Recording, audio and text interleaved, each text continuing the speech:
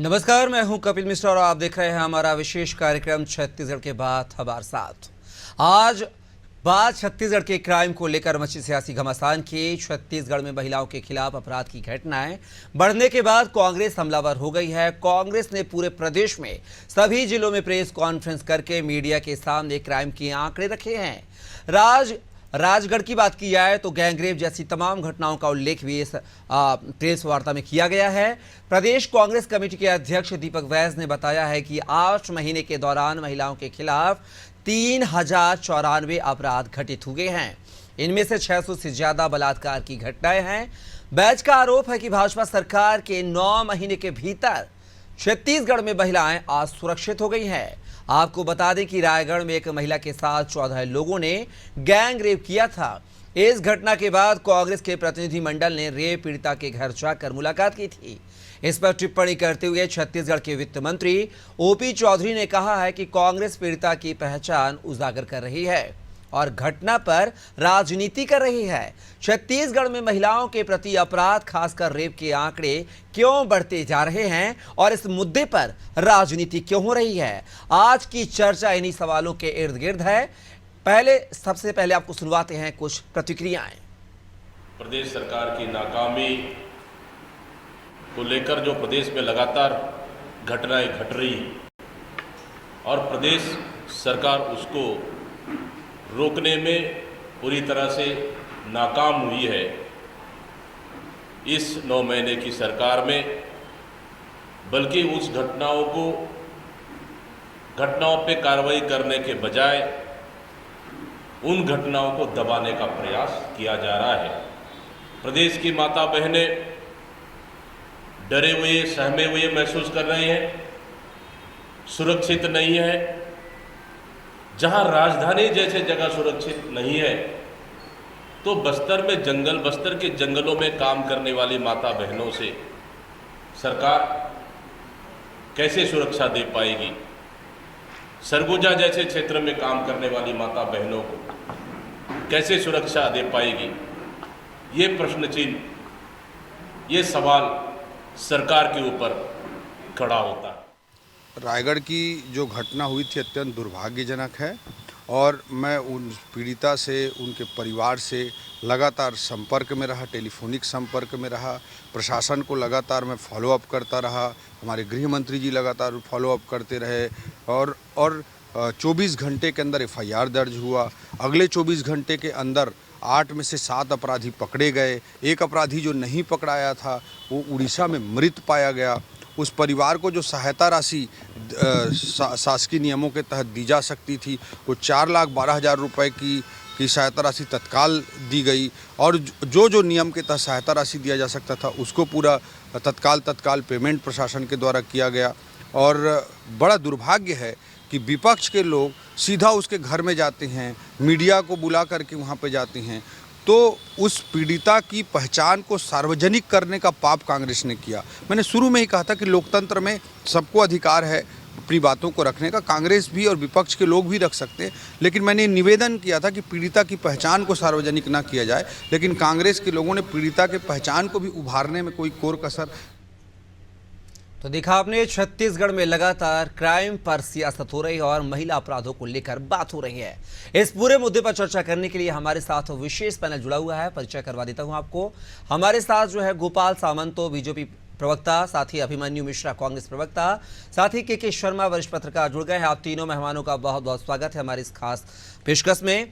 मेरा पहला सवाल जो है गोपाल सामंतो जी आपसे है कि लगातार छत्तीसगढ़ में क्राइम का ग्राफ जो है, बलात्कार के मामले बढ़ते जा रहे हैं, चाहे रायगढ़ की घटना हो, चाहे राजधानी रायपुर के बस स्टैंड की घटना हो, चाहे भिलाई की घटना हो, चाहे कांकेर की घटना हो, तमाम जो है घटनाएं घटित हो रही हैं। और आखिर घटनाएं घटित हो रही है, विपक्ष सवाल उठा रहा है, तो आप कह रहे हैं कि इस पर राजनीति कर रही है कांग्रेस, विपक्ष राजनीति कर रहा है। आपके गृह मंत्री विजय शर्मा ने डीजीपी के साथ मिलकर बैठक की थी लॉ एंड ऑर्डर को लेकर, उसका असर जमीनी स्तर पर नजर नहीं आ रहा है। आखिर खामियां कहां रह जाती हैं गोपाल जी? कपिल जी, आपको नमस्कार, आपके सभी पैनलिस्ट को दोबारा नमस्कार। देखिए, क्राइम ऐसा मुद्दा होता है कि अपराध ऐसा मुद्दा होता है जिसमें कंपैरिजन नहीं होना चाहिए कि इस सरकार में कितनी हुई और उस सरकार में कितनी हुई। ये कंपैरिजन होना ही नहीं चाहिए, क्योंकि कंपैरिजन का विषय ही नहीं है। तो अपराध हमेशा अपराध माना जाए, अपराध समाज के लिए हानिकारक है ये माना जाए। लेकिन जब आप डिबेट में बैठते हैं तो अनमने ढंग से भी इस कंपैरिजन पे आना पड़ता है, ना चाहते हुए भी इस कंपैरिजन पे आना पड़ता है। देखिए, मैं नहीं बोलता कि कांग्रेस के राज में ज्यादा हुए कि हमारे में ज्यादा कम हुए, ये मैं बोलना नहीं चाहता था, लेकिन चूंकि डिबेट का विषय है इसलिए मुझे बहुत तकलीफपूर्ण ढंग से ये बोलना पड़ रहा है कि जिन अपराधों की बात हो रही है, जिन अपराधों की बात हो रही है महिलाओं के खिलाफ, इसमें कांग्रेस का ग्राफ बहुत बड़ा था, बहुत ज्यादा था। आप गूगल में सिर्फ 4 अक्षर टाइप कर लेंगे तो आप भूपेश बघेल की सरकार में 5 से 7 रेप के केसेस पंजीबद्ध हुए। ये मुझे बोलना नहीं चाहिए कि मैं ऐसे जस्टिफाई नहीं करना चाहिए अपराध को, लेकिन मैं बता रहा हूं ना कि जब ये कंपैरिजन की बात करते हैं तब करना पड़ता है। आज ये बार बार कानून व्यवस्था की बात कर रहे हैं, तो मैं कहना चाहता हूं आपके चैनल, लोकप्रिय चैनल के माध्यम से, अगर आप इतने कानून प्रिय लोग हैं तो जो लोग थाने में घुसकर मारपीट करते हैं उनके खिलाफ आपको बोलना चाहिए, जबकि वो आपके सभापति जैसे लोग होते हैं, जनप्रतिनिधि होते हैं, उनको आप बचाने के लिए खड़े हो जाते हैं। मतलब ये कैसा दोगलापन है। एक तरफ आप कानून प्रशासन की बात कर रहे हैं, दूसरी तरफ जो कानून को हाथ में लेने का काम कर रहे हैं उसको बचाने के लिए आप अरे आगे गोपाल चले जा रहे हैं। सामंतो जी, लेकिन आपकी सरकार क्या कर रही है भैया? सरकार की नैतिक जिम्मेदारी है वहां के नागरिकों की सुरक्षा करना, महिलाओं की सुरक्षा करना। आखिर आपकी सरकार क्या कर रही है? गृह मंत्री क्या कर रहे हैं? आपकी पुलिस विभाग क्या कर रहा है? आला अधिकारी क्या कर रहे हैं? बस स्टैंड में बीच पॉश इलाके में महिला के साथ बस में दुष्कर्म हो जाता है और पुलिस आपकी आखिर कहां रहती है? देखिए, जो भी आप घटनाओं का जिक्र कर रहे हैं, सारे घटनाओं में अपराध तत्काल प्रभाव से पंजीबद्ध किए गए हैं, अपराधियों की धरपकड़ होती है तुरंत उन लोगों से। गोपाल सामंतो साहब जी, अपराध के बाद की प्रक्रिया है, अगर अपराध रोकने के लिए क्या कर रहे हैं आप लोग? अपराध घटित ही ना हो तो मामले क्यों दर्ज होंगे फिर?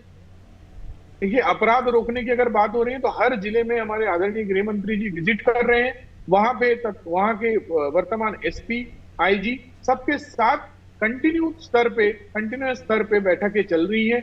अपराधियों का आइडेंटिफिकेशन बैठ के करने से कुछ नहीं होता गोपाल जी, जमीनी हकीकत पर असर दिखना चाहिए, जो नहीं दिख रहा है। और आपने बात की कांग्रेस सरकार के कार्यकाल की, तो मैं आपको बता दूं 2018 में आपकी सरकार थी, 2018 और के बाद जो है भूपेश बघेल सरकार आई है अक्टूबर नवंबर में। उसके पहले के आंकड़े जरा मैं आपको बता दूं, याद दिला दूं कि 2018 में छत्तीसगढ़ जो है 5वें स्थान पर था क्राइम के मामले में, लेकिन 2021 की एनसीआरबी की रिपोर्ट में 12वें स्थान पर आ गया, यानी कि ग्राफ कम हुआ था उस समय रेप का। गोपाल सामंतो जी, क्या 2024 का बताएंगे कपिल जी? 2024 के आंकड़े की बात की जाए तो 23 तक के आंकड़े हैं, 24 के आंकड़े भी जनरेट नहीं हुए हमारे पास। हम बात किए 2023 में 23 का आंकड़ा जरा बताएं। 2564 रेप के मामले थे 2000। मैं आपको 23 के आंकड़े बता आप अगर नंबर पे देखेंगे तो चौथे नंबर पे थे जी। आप नंबर पे स्टेज पे देख लीजिए तो चौथे नंबर पे था। मैं दोबारा आपको कपिल जी बोलता हूं, अपराधों का कभी कंपैरिजन नहीं होना चाहिए, अपराधों के कंपैरिजन को बढ़ावा नहीं कर रहा हूं, लेकिन रोक तो लगा सकते हैं ना सरकार आपकी, भैया कसावट लाइए, अपराधों पर लगाम लगाइए। निश्चित रूप से रोक लगाने की पूरी प्रयास किए जा रहे हैं। रोक लगाने के लिए आपको भी हमारे आदरणीय मंत्री जी ने कहा 24 घंटे के अंदर एफआईआर दर्ज होता है, 24 घंटे के अंदर अपराधियों की धरपकड़ होती है, 24 घंटे के अंदर सारे प्रक्रिया भिलाई में तो नजर नहीं आया गोपाल सामंतो जी 24 घंटे के अंदर वाली जो मामले दर्ज करने की बात कर रहे हैं आप। 4 साल की बच्ची के साथ जो दुष्कर्म की घटना होती है, प्राइवेट पार्ट पे जख्म के निशान पाए जाते हैं, उस पर क्यों एफआईआर नहीं हो पा रही है? निश्चित रूप से उस पर एफआईआर इसलिए नहीं हो पा रही है क्योंकि उसमें जांच चल रही है और बहुत संवेदनशील मुद्दा है, बहुत संवेदनशील मैटर है। इस पे इस तरह से डिबेट भी करें कैसे, वो भी सोचनीय विषय होता है। आप जिस बातों को जिक्र कर रहे हैं, एक छोटे बच्चे के बारे में अगर कोई जिक्र कर रहा है तो वो निश्चित रूप से भूपेश बघेल ने उस पर प्रेस कॉन्फ्रेंस रिपोर्ट में पुष्टि हो गई है तो मामला दर्ज करने में लेट जाती थी क्यों? क्या कोई मतलब किसी को बचाने की कोशिश की जा रही है क्या? नहीं, बिल्कुल किसी को बचाने की कोशिश नहीं हो रही। अगर रायगढ़ का जो केस हुआ जिसका आप उल्लेख कर रहे हैं, सारे लोगों की गिरफ्तारी हुई है, किसको बचाने की कोशिश की गई है? मैं तो आपसे पूछना चाहता हूं, कांग्रेस एक दुर्ग में एक जन को बहुत पीटा गया, मरते दम तक मारा गया और छोड़ा गया। उस पे आरोप लग रहे कांग्रेस के नेता पर, उस पे भी बात करिए ना कपिल जी, उस पे भी चलिए बात अभी करिए। चलिए मिश्रा जी जुड़े हैं, हम बात कर उस लेते पे हैं। लीपापोती के लिए तो नहीं हो रहा है। चलिए बिल्कुल बात कर लेते हैं। अभिमन्यु मिश्रा जी हमारे साथ जुड़े हुए हैं। अभिमन्यु जी, आप पर भी सवाल खड़े किए जा रहे हैं गोपाल सामंतों के द्वारा, और रेप की घटनाओं को लेकर आप प्रदर्शन कर रहे हैं, लेकिन आपकी सरकार के दौरान भी रेप की घटनाएं कुछ कम नहीं हुई हैं। उन आंकड़ों पर मैं जिक्र बाद में करूंगा, पहले आप गोपाल सामंत साहब की सवाल का जवाब दे दीजिए। जी कपिल जी नमस्कार, गोपाल जी हमारे साथ है, उनको भी नमस्कार, और पत्रकार जी हमारे साथ है, शर्मा जी, उनको भी नमस्कार।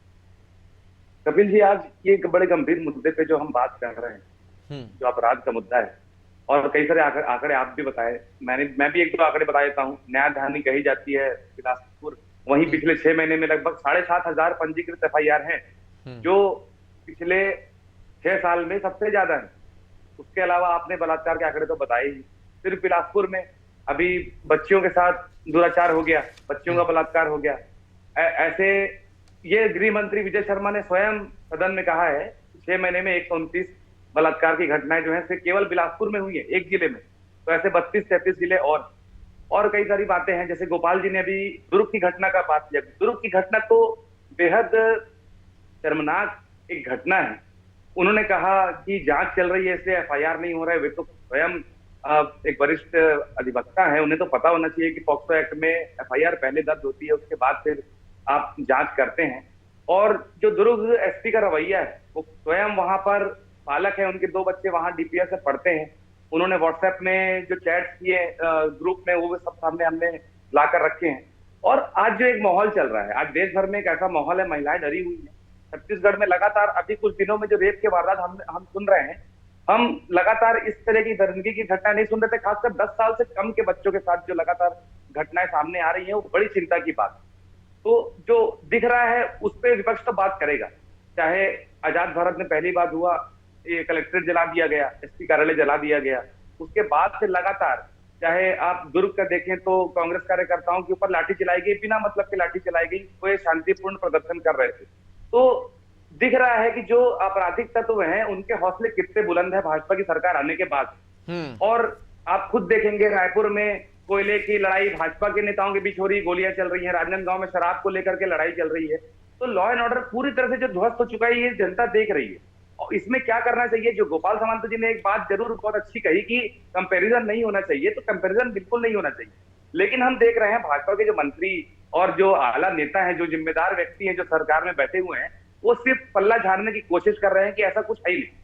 तो अगर कह दिया जाए, जैसे बृजमोहन अग्रवाल जी ने भी कहा कि सब कोई खुशी से जीवन यापन कर रहे हैं छत्तीसगढ़ में, तो कुछ हो ही नहीं रहा है। तो कपिल जी, मैं आपसे सवाल करना चाहता हूं कि आपको दिख रहा है छत्तीसगढ़ में सब कुछ सही है, तो ऐसा पल्ला झाड़ लेना मेरे हिसाब से सही नहीं है। सरकार का काम क्या होता है? अगर कहीं कोई गलती हो रही है तो उसको रेक्टिफाई करें, उसको उसकी कमियों का पता लगाएं कि क्यों इस तरह की। चलिए जरा मैं आपकी कमियां भी बता दे रहा हूँ, आपकी सरकार की, आपके कार्यकाल की 4 साल पहले की कमियां बता दे रहा हूँ आपको। आप कह रहे हैं कि हाँ, बात पूरी हो गई है, बात पूरी हो गई है, मेरी बात को सुन लीजिए पहले आप।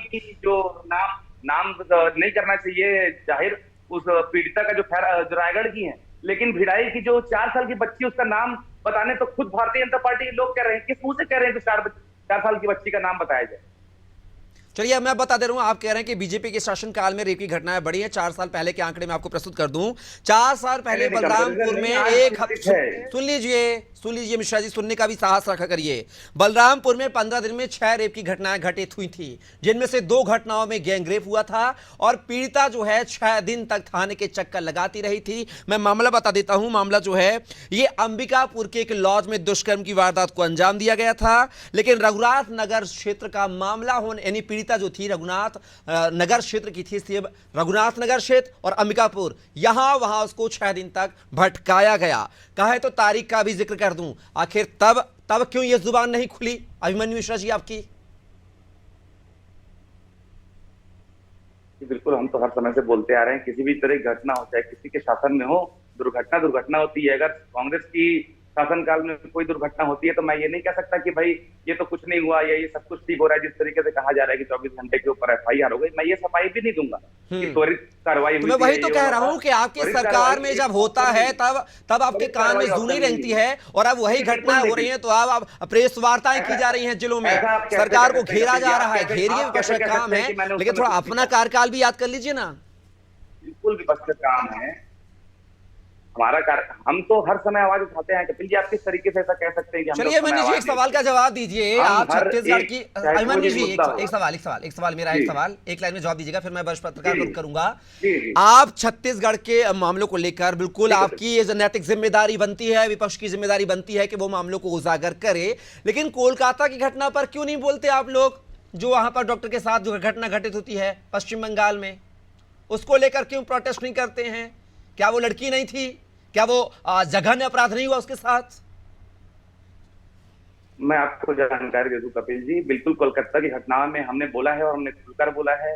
पश्चिम बंगाल की जो कांग्रेस पार्टी है वो खुलकर विरोध कर रही है इस मामले का, ममता सरकार का विरोध कर रही है।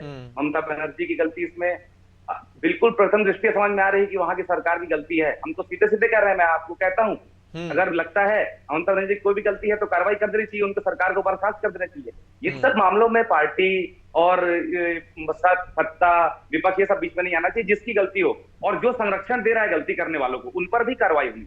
चलिए वरिष्ठ पत्रकार का रुख करूंगा क्योंकि शर्मा साहब हमारे साथ जुड़े हुए हैं। शर्मा साहब, आखिर क्या माना जाए? ये तो निश्चित है, मैं भी जानता हूं, आप भी जानते हैं कि छत्तीसगढ़ में लगातार जो है रेप के आंकड़े हो, चाहे क्राइम के आंकड़े हो, चाहे चाकूबाजी, तमाम जो आंकड़े हैं लगातार बढ़ते जा रहे हैं जब से सरकार बनी है। आखिर क्या कुछ वजह माने इन मामलों के बढ़ने की, और इन पर रोक लगे तो आखिर कैसे लगेगी? ये भी पहलू जानना चाहूंगा आपसे।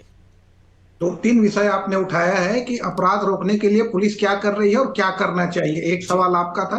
तो उसमें क्राइम प्रिवेंशन के लिए क्या थानों में जो पुलिस मित्र बनाए जाते हैं, जो शांति समिति गठित की जाती है, उसकी स्थिति है कि उस क्षेत्र, थाना क्षेत्र के प्रमुख लोगों की टीम बनी रहे, सामाजिक जो सेवा में लगे हुए उनको जोड़ा जाए, राजनीतिक दलों से जुड़े कार्यकर्ताओं को जोड़ के, ताकि उस क्षेत्र में इस प्रकार की घटना को होने से पहले रोका जाए।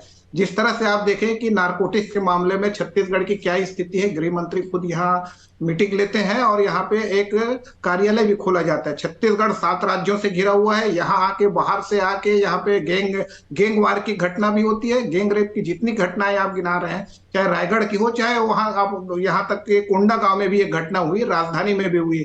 तो ये छत्तीसगढ़ में लगातार जो महिला सुरक्षा को लेकर बात कही जाती है कि हर थाने में एक महिला डेस्क स्थापित होना चाहिए, क्या हो गया है? जिलों में महिला थाना होना चाहिए, क्या जिलों में महिला थाना हो गए? महिलाएं क्या वहां तक पहुंच रही? निश्चित रूप से सम्मान, सुरक्षा और गोपनीयता की जो बात जो वित्त मंत्री है ओपी चौधरी जी कह रहे हैं, ये निश्चित रूप से होना चाहिए इस चीज को, क्योंकि इसकी के चलते हुए जैसे भिलाई की जो घटना है, एक से कहना चाहिए एक बड़े सम्मानीय परिवार की बेटी कहा जा सकता है, जिसको लेकर ये बात भूपेश बघेल जी लगातार उठाए हैं। वो परिवार क्यों थाने तक नहीं आ पा रहा है? क्या उसको उजागर करना चाहिए बार बार, चाहे स्कूल को लेकर, चाहे प्रिंसिपल का बयान हो, चाहे का बयान हो, उसमें कौन सही है, क्या है? ये जो जांच का मेडिकल में हुआ है, इसमें किस प्रकार से आई है, ये तमाम प्रकार की बातें हैं। लेकिन एसपी उसमें घटना को लेकर ही इंकार कर रहे हैं, प्रिंसिपल ही इंकार कर रहे हैं। तो इसके बाद की स्थिति बनती है किस प्रकार से जांच आगे बढ़े। एक दूसरी चीज जो आप कह रहे हैं कि यहाँ पे जो घटना के कारणों में एक यह है कि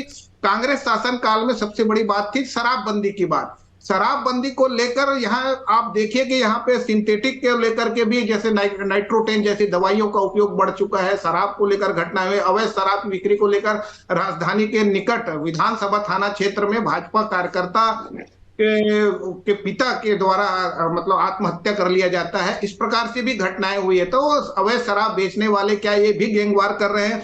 ये तमाम प्रकार की जो घटनाएं हो रही है, इसको रोकने के लिए पुलिस द्वारा एक जिम्मेदारी तय होती है। एक बीट प्रभारी होता है, चाहे वो हवलदार हो या सब इंस्पेक्टर हो, इनकी जिम्मेदारी होती है क्या? बड़े पैमाने पर यदि नारकोटिक्स पकड़ा जा रहा है, एक थाने कई थानों से गुजर के यदि वो आगे जाके पहुंच जाता है, उड़ीसा से निकल के मतलब महासमुंद और जिले से कई जिलों क्रॉस करके आगे बढ़ जाता है, तो क्या ऐसी स्थिति में थानेदारों की जिम्मेदारी बनती है?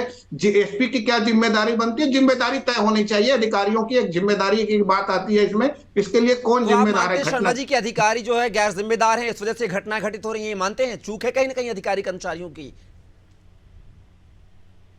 क्या बोले कपिल जी? तो आप मानते हैं कि अधिकारी कर्मचारियों की चूक है, जो सुरक्षा व्यवस्था में कहीं ना कहीं सेंध लग रही है और दूसरे राज्यों से लोग यहां पर आते हैं, नशीला पदार्थ लेकर चले जाते हैं? कपिल जी, अपराध रोकने के लिए विजुअल पुलिसिंग जरूरी है। पुलिस गांवों में, शहरों में, वार्डों में, जैसे राजधानी है तो देर रात तक पुलिस गश्त नजर आनी चाहिए। बस स्टैंड में घटना हो रही, बस स्टैंड में पुलिस चौकी है, वहां पे क्या स्थिति है कि इस तरह से एक ड्राइवर बस में महिला के साथ रेप कर ले। तो ये इस प्रकार की घटना पुराने शासन काल में भी जय स्तंभ चौक में चाकूबाजी की घटना होती है, एडिशनल एसपी सिटी कार्यालय के नीचे रेप की घटना होती। घटनाओं को लेकर जो महत्वपूर्ण आज जो चर्चा हुई, कांग्रेस भाजपा जो कर रहे हैं तुलनात्मक नहीं, इसको लगातार नियंत्रित करने के लिए आप उपाय क्या कर, क्राइम प्रिवेंशन के लिए क्या निर्देश है और किस प्रकार से जिम्मेदारी तय हो रही। जब तक आप जिम्मेदारी तय नहीं करेंगे उस तक पुलिस नजर नहीं आएगी। विजुअल पुलिसिंग, कॉम्बिंग गश्त, ये तमाम प्रकार की जब पुलिस की अपनी तैयारी होती है तो घटनाओं को रोकने के लिए पुलिस की सक्रियता आवश्यक है। और जो समाज में जागरूक नागरिक है, राजनीतिक दल के कार्यकर्ता हैं, नशाखोरी कहाँ हो रहा है, कौन बेच रहा है, इस पुलिस के साथ मिलकर यदि काम करें तो मुझे लगता है समाज में शांति और भयमुक्त एक वातावरण निर्मित हो सकता है। बिल्कुल गोपाल सामंत साहब, इसमें सबसे बड़ी बात यह आ रही है कि नशा जो है छत्तीसगढ़ में वो चरम पर है। आपके कालीवाड़ी क्षेत्र में दिन दहाड़े में, जगह का नाम नहीं लूंगा, व्यापारी का नाम नहीं लूंगा, दिन दहाड़े जाइए, आप शराब लाइए, गांजा लाइए, चरस लाइए, बेधड़क पुलिस के नाक के नीचे बिक रहा है। ये आप भी जानते हैं, हम भी जानते हैं। अभी हाल ही में मौदापारा में भी इस तरह की घटना घटित हुई थी जहां पर इस तरह की बिक्री पाई गई थी। सिटी कोतवाली में भी मारपीट की गई थी पीड़ित के साथ। तो आखिर इस पर लगाम लगाएंगे तभी तो इस तरह के क्राइम के जो ग्राफ कम होंगे। आखिर लगाम कब लगेगी सामंत साहब? कपिल जी, आपने बहुत अच्छा मुद्दा बोला। आपने कालीबाड़ी का नाम लिया, मौदापारा का नाम लिया। ये दोनों जगह पे आप भी जानते हैं जो व्यापारी है वो एक ही समुदाय के। आप छत्तीसगढ़ का डेमोग्राफिक चेंज देखिए, 5 साल में इन्होंने डेमोग्राफी कैसे चेंज करवा दी। 5 साल में छत्तीसगढ़ में चिल्फी घाटी में रोंगिया मुसलमान पाए जा रहे हैं। छत्तीसगढ़ के सुकमा, तो डर लग रहा है क्या? डर लग रहा है क्या सामंत साहब, समुदाय विशेष के अगर क्राइम कर रहे हैं तो डर लग रहा है क्या आपको? आप तो कार्रवाई करिए साहब। आप कार्रवाई की बात कर रहा हूं और मैं आपको एक चौंकाने वाला न्यूज दिखा रहा हूं, आप इसको फोकस करिए जी। आज इसमें छप रहा है, आज ये क्राइम की बात क्यों कर रहे हैं? इसमें साफ साफ छपा है कि एक पूर्व मुख्यमंत्री का नाम आ रहा है एक ऑनर किलिंग के प्रयास में, और कांग्रेस के बड़े लीडर का। अगर क्राइम की बात कर रहे हैं तो इस बात को क्यों नहीं उठा रहे? क्या इस बात की लिपापोती करने के लिए ये बार बार प्रेस कॉन्फ्रेंस लिए जा रहे हैं? अभिमन्यु, बड़े सवाल उठ रहा है अभिमन्यु आप पर। एक मिनट और लूंगा।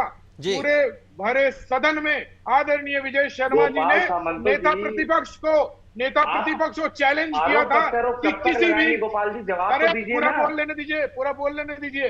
नेता प्रतिपक्ष को आदरणीय विजय शर्मा जी ने चैलेंज किया था कि किसी भी 6 महीने का क्राइम का ग्राफ लेके आइए। भाजपा शासन और अभी के वर्तमान शासन और कांग्रेस शासन के बीच में आप ऊपर ही दिखेंगे। ये खुलेआम नेता प्रतिपक्ष को चैलेंज किया था सदन में। और मैं पूछना चाहता हूं, आप अगर किसी भी 6 महीने का ग्राफ दिखा दीजिए भाजपा शासन और कांग्रेस शासन के बीच में। कांग्रेस में चाहे वो रेप के केसेस हो, चाहे वो मर्डर के केसेस हो, चाहे वो चोरी के केसेस हो, चाहे वो डकैती के केसेस हो। अभिमन्यु कम शब्दों में जवाब दीजिए।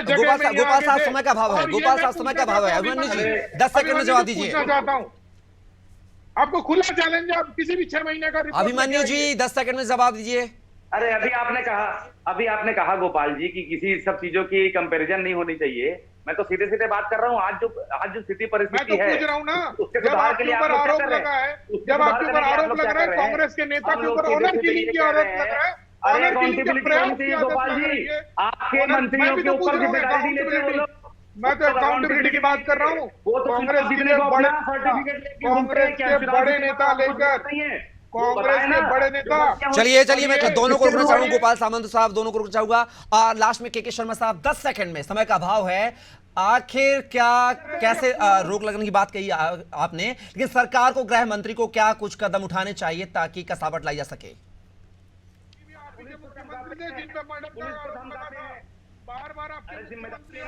चलिए समय का अभाव है। आप सभी मेहमान हमारे इस चर्चा का हिस्सा बने, इसलिए बहुत बहुत शुक्रिया। गोपाल सामंत साहब आपका, अभिमन्यु मिश्रा आपका और के शर्मा साहब आपका।